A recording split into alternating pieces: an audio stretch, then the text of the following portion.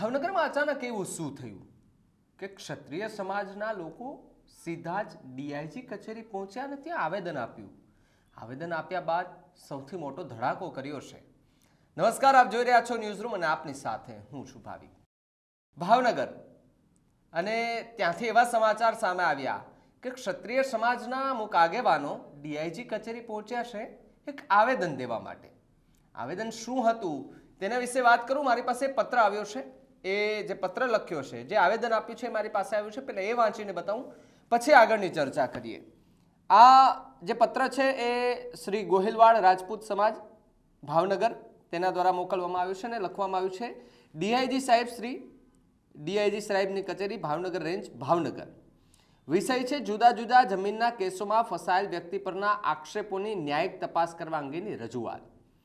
ભાવનગર જિલ્લામાં બહુચર્ચિત બોગસ જમીન દસ્તાવેજ કૌભાંડ, ખોટા સટાખટ તેમજ પાવર ઓફ ઓટની બનાવી જે આધારે જમીન માલિકોને વિશ્વાસમાં લઈ જમીન પચાવી પાડી કરોડોની છેતરપિંડીના ગુન્હામાં ધરપકડ કરાયેલા શ્રી પ્રદ્યુમનસિંહ ઉર્ફે પદુભા અજુભા ગોહેલ થોરડી અને પથુભા મેરુભા ગોહેલ પીપરાડી વિરુદ્ધ વર્તેજ, નીલમબાગ, ઘોઘા તેમજ બોટાદ અને અન્ય પોલીસ સ્ટેશન મથકના ગુના નોંધવામાં આવેલ છે. આ બંને વ્યક્તિના કેસમાં ખોટા કલમો લગાડવામાં આવી હોય કે પાયા વિહોણા કેસ ઉભા કરવામાં આવ્યા હોય તો આ બાબતે ન્યાયિક તપાસ કરી યોગ્ય તપાસ થાય.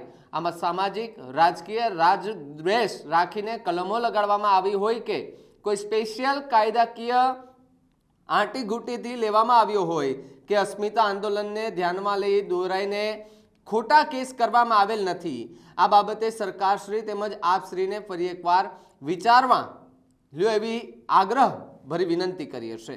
સમાજમાં કાયદો અને વ્યવસ્થા સુદૃઢ રહે અને ભારતીય બંધારણે આપેલા અધિકાર જતન થવું જોઈએ. જો કોઈ કેદીને મહાવ્યાધિ પામેલ હોય તો તેમને જામીન ઉપર મુક્ત કરવામાં આવે એવું સુપ્રીમ કોર્ટની ગાઈડલાઈન હોય. આ કેસમાં શ્રી પ્રદ્યુમનસિંહ ગોહેલને બ્રેન ટ્યુબરક્લોસિસ અને અનેક એવી ગંભીર બીમારી છે જેનાથી તે પીડિત છે અને બીમાર હોય તથા આમાં રાહત મળે તેવી પણ વિનંતી કરવામાં આવી છે. જો ખોટી રીતે ફસાવીને ગુનો દાખલ કરવામાં આવ્યો હોય તો આ બાબતે યોગ્ય ન્યાયિક તપાસ કરવા આપશ્રીને નમ્ર અપીલ છે. અંગત મદદનીશ પોલીસ અધિક્ષકની કચેરી ભાવનગર અને આમાં સિગ્નેચર કરેલી છે વાસુદેવસિંહ ગોહેલ, પ્રમુખ ગોહિલવાડ રાજપૂત સમાજ ભાવનગર. આ જે પત્ર હતો એ ભાવનગરના ક્ષત્રિય સમાજના લોકોનો હતો. બે વ્યક્તિ ઉપર કેસ થયા છે અલગ અલગ રીતે. એ વ્યક્તિ ઉપર જમીનના કેસો થયા છે. આમાં એવું પણ લખવામાં આવ્યું છે કે શું અસ્મિતા આંદોલનને લઈને કેસ કરવામાં આવ્યા છે. કારણ કે થોડા સમય પહેલા લોકસભાની ચૂંટણી દરમિયાન પરસોત્તમ રૂપાલાના એક નિવેદન પર ક્ષત્રિય સમાજ લાલઘૂમ થયો હતો અને લાલઘૂમ થઈને અસ્મિતા આંદોલન કર્યું હતું. લાખોની સંખ્યામાં ત્યાં ક્ષત્રિય સમાજના અગ્રણીઓ, લોકો, મહિલાઓ આ બધી જ ભેગા થયા હતા અને ત્યાં ચર્ચા અને વિચારણાઓ કરી હતી.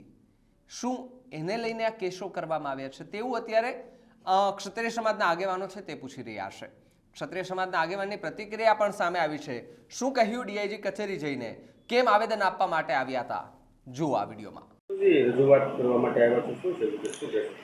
અમારે પથુભા પીપરાળી, પ્રદ્યુમનસિંહ થોરડી અને સતુભા સરવૈયા ઉપર જમીન બાબતના ખોટા દસ્તાવેજ ઊભા કરવા બાબતના કેસ થયેલા છે. આ કેસમાં તેઓ ગુનેગાર હોય તો અમે એમાં સામેલ છીએ, ગુનેગાર હોય તો ગુનેગારને સજા થવી જોઈએ.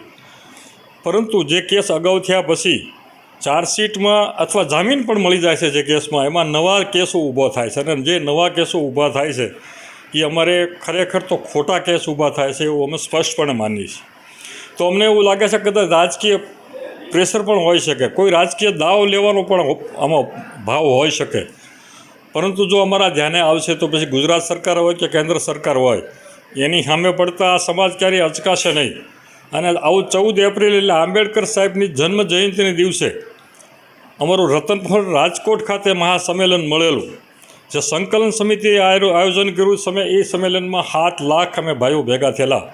આ 7 લાખમાંથી 14 એપ્રિલે અમે જ્યારે પ્રથમ વર્ષગાંઠ ઉજવવા ભેગા થવાના છે ત્યારે પહેલો મુદ્દો અમારો આ રહેશે, અમને ન્યાય આપો અને અમને આજ અમારી રજૂઆત કલેક્ટર સાહેબને તો મળવાના છે, પણ એસપી સાહેબે, ડીએસજી સાહેબે અમને પૂર્ણ સહકાર આપ્યો છે અને અમારી રજૂઆત સાંભળી છે.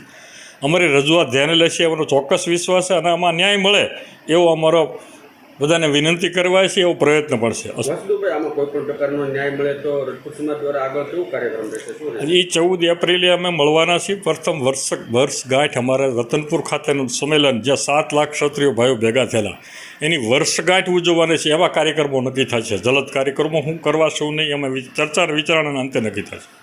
તો જે રીતે ભાવનગરની અંદર ક્ષત્રિય સમાજના આગેવાનો ડીઆઈજી કચેરીને આવેદનપત્ર આપવા માટે ગયા હતા ને આવેદનપત્રમાં જે વ્યક્તિને ગુનામાં જે રાખેલો છે, ગુનામાં પકડાયેલા છે, એ વ્યક્તિ ગંભીર બીમારીથી પીડિત છે, તેને ન્યાય આપવામાં આવે ને તેમને કહેવાય ને કે જામીન ઉપર મુક્ત કરવામાં આવે, તેને લઈને ક્ષત્રિય સમાજ અત્યારે મેદાને આવ્યો છે. અલગ અલગ રીતે આવેદનો રજૂઆતો પણ થઈ રહી છે, આવેદનો પણ આપી રહ્યા છે. શું સવાલ એ થાય છે કે આ કેસો છે તે શું અસ્મિતા આંદોલન હતું તે સમયે કરવામાં આવેલા છે, તેને લઈને કરવામાં આવેલા છે, કે કોઈએ કહ્યું એટલે કરવામાં આવેલા છે, સ્પેશિયલ કરવામાં આવ્યું છે? એના પર અત્યારે સવાલો થઈ રહ્યા છે ને ક્ષત્રિય સમાજના આગેવાનો પણ એ જ પૂછી રહ્યા છે. ત્યારે તમારું શું માનવું છે આ મુદ્દે અમને કમેન્ટ કરીને ખાસ જણાવજો. અને જો તમે અમારી ચેનલને સબસ્ક્રાઇબ ન કરી તો મારી ચેનલને સબસ્ક્રાઇબ કરી લેજો, બેલ આઇકનને દબાવી દેજો, જેથી કરીને પડે પડના સચોટ સમાચાર તમને તમારા મોબાઈલ પર તરત જ મળી રહે. નમસ્કાર.